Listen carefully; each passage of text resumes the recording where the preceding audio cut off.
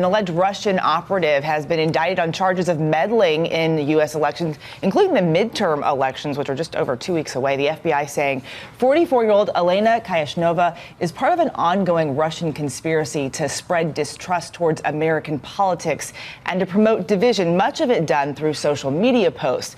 President Trump responding to the charges by saying it has nothing to do with him. Former Trump campaign chairman Paul Manafort arriving in court in Virginia in a wheelchair. His attorney says Manafort is suffering, quote, significant health issues behind bars. Manafort is now scheduled to be sentenced on February 8th for tax evasion and bank fraud. Prosecutors have dropped 10 remaining counts as part of a deal in which Manafort agreed to cooperate with Robert Mueller's Russia probe. None of that caravan of migrants trying to make its way to the U.S. to escape violence in Central America. Thousands bursting through the border between Guatemala and Mexico, some clashing, as you can see there, with police. And as they edge closer, President Trump is threatening to use the military to shut down the U.S. border. ABC's White House correspondent Tara Palmieri has more from Phoenix, where the president held a rally overnight. Tara, good morning. Good morning. President Trump is on his 3-state Western tour ahead of the midterms, stumping for vulnerable candidates. And he's coming with a message that hits close to home. As President Trump rallies for tougher security on the border, Democrats want to throw your borders wide open to deadly drugs and ruthless gangs. We're building the wall. A caravan of 3,000 Central Americans, many families with children, charging toward Mexico's border with Guatemala, some tearing down the fence. Daisy Zanuga was desperate to help her 2 children, saying back in her country there are no jobs and there's no way to support the kids.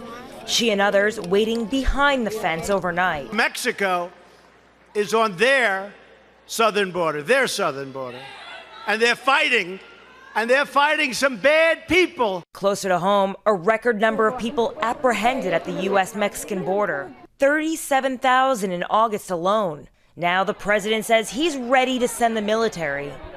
We're calling up the military, not the Guard, we're calling up the military. And we're going to have the military stationed. They're not coming into this country. They might as well turn back. They're not coming into this country. Here in Arizona, President Trump is stumping for Republican candidates.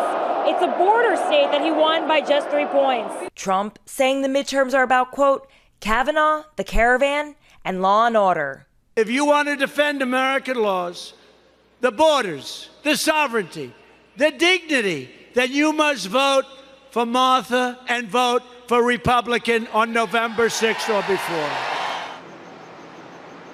As you can hear, President Trump in Arizona was stumping for Martha McSally, a Republican congresswoman who is locked in a dead heat race for the seat vacated by Senator Jeff Flake. He heads to Elko, Nevada today to stump for Senator Dean Heller, who's also in a tight race.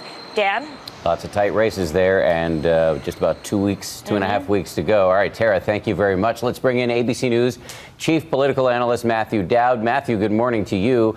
As the midterms approach, as we said, just about 2.5 weeks away, is this caravan story that the president keeps talking about and we keep seeing all these visuals of, is that a potent political argument for the president?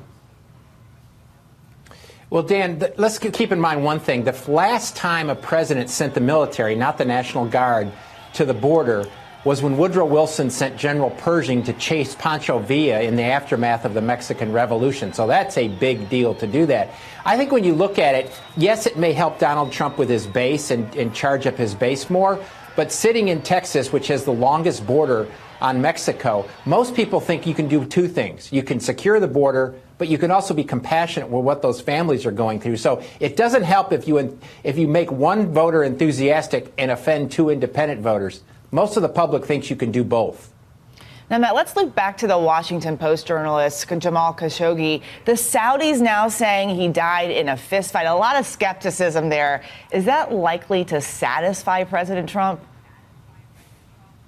I think the Saudis would have been better off going with, are you going to believe me or your lying eyes?